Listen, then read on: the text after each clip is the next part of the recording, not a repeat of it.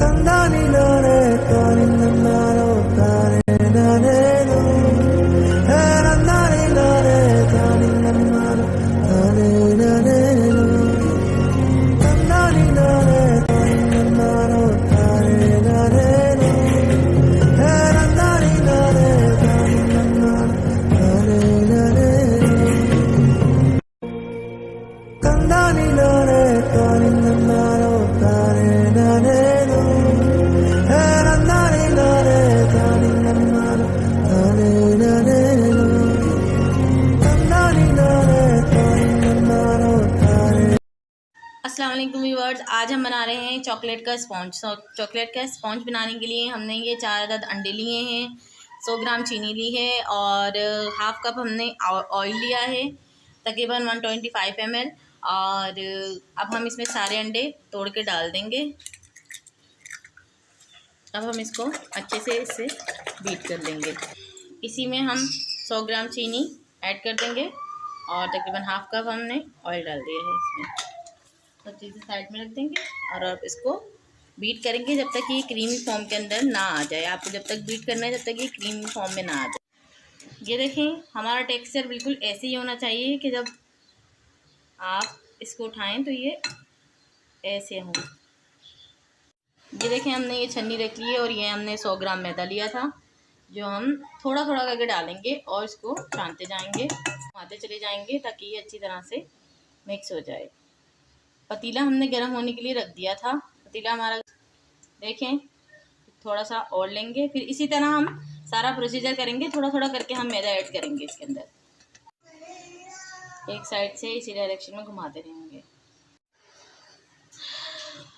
देखें, इस तरह हमारा बैटर तैयार हो जाएगा। मैदा डालने के बाद जैसे बटर का बैटर तैयार होता है, रिबिन की तरह इसकी रिबिन्स इस तरह बनने लगी। हम इसमें दूध शामिल करेंगे, हाफ कप, देख सकते हैं आप, ये हाफ टी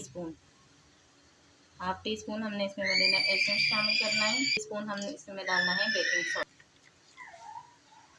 1 टीस्पून हमने इसमें बेकिंग सोडा शामिल कर दिया है। तो मिला लेंगे अच्छी तरह, इसी तरह मिलाते जाएंगे। 1 table spoon half table spoon हम इसमें कोको पाउडर शामिल कर देंगे और ये हाफ लेंगे। अच्छा, इसी के अंदर हमने 2 टेबल स्पून कॉर्नफ्लोर के ऐड कर देने हैं, बिल्कुल बराबर करके 1 एंड ये 2 कॉर्नफ्लोर भी इसमें शामिल हो। अब हमें सबको छान लेंगे अच्छी तरह, क्योंकि हम लोग बना रहे हैं चॉकलेट स्पॉन्ज। अब हम इसको बैटर को डालेंगे। अब हमने बटर पेपर ले लिया है कटिंग करने के लिए। अब हम इसको इस तरह से कटिंग कर लेंगे, इतना यहाँ से हम इसको कटिंग कर लेंगे। था अब हम अपनी चाय की पतीली में बना रहे हैं, केक बेक कर रहे हैं चाय की पतीली में कि इसमें कैसा बेक होता है।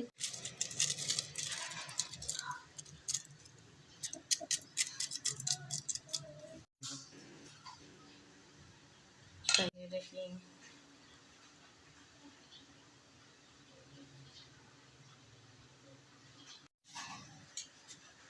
रख दिया है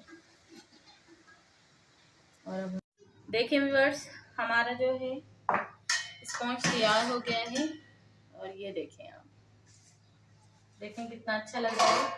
और ये हम एक टूथपिक ले लिए है, ये हम इसके अंदर डाल के देख रहे हैं। ये देखें, ये और ये देखें, बिल्कुल खुश्क है, बिल्कुल भी गीला नहीं है। पहले मैंने चेक करा था तो यहाँ से देखें गीला था, बना नहीं था, और अब मैंने चेक किया है तो ये बच चुका है। ठीक है,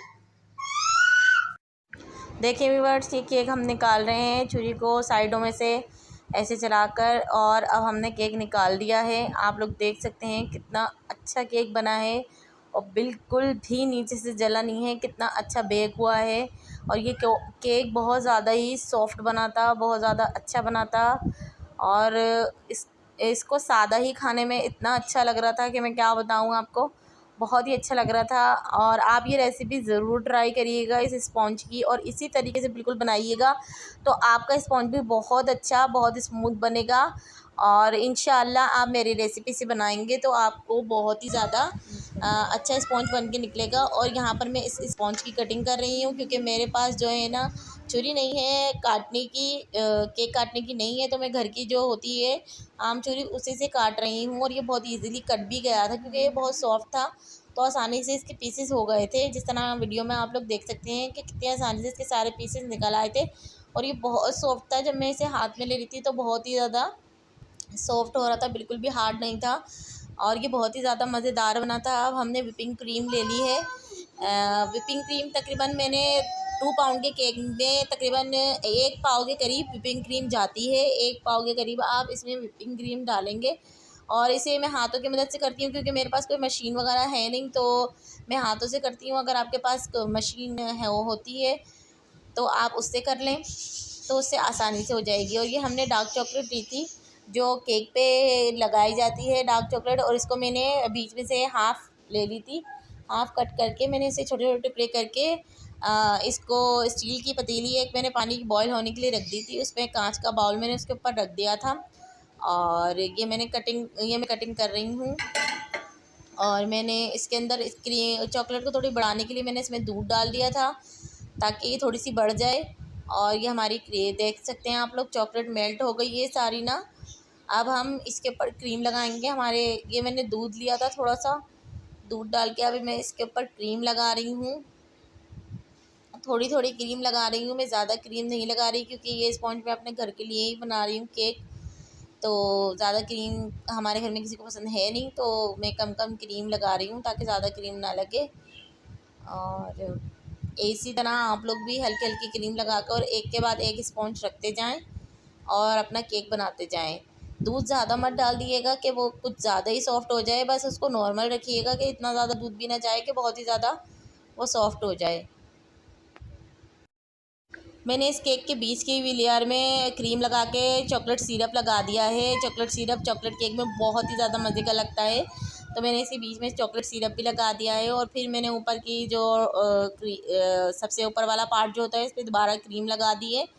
और क्रीम लगा के इसको अच्छी तरह से मैंने कर दिया है। अब हमारा ये केक तैयार हो गया है। इसके ऊपर मैंने चॉकलेट डाल दी है क्योंकि हमें इसके ऊपर चॉकलेट चाहिए।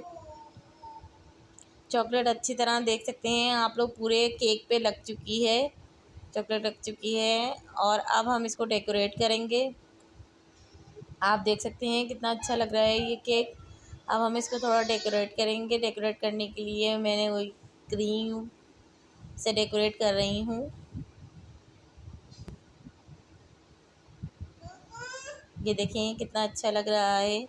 अगर आपको मेरी ये रेसिपी अच्छी लगती है, थोड़ी सी मैं इसके ऊपर गार्निशिंग कर रही हूँ। ये चॉकलेट जहाँ से केक का सारा सामान मिलता है वहाँ से ये स्प्रिंकल्स मिल जाते हैं हर किस्म के, और ये बहुत ही अच्छे लगते हैं, डेकोरेशन के हिसाब से बहुत अच्छे लगते हैं। और इस पर मैंने जो थोड़े से गोल्ड के ये जो मोती होते हैं गोल्डन कलर के, ये मैंने इसके ऊपर डाल दिए। सॉरी, गोल्ड के मोती बोल रही हूँ, गोल्डन मोती मैंने इसके ऊपर डाल दिए हैं। आप लोग सब बताएं कि कैसा बना है।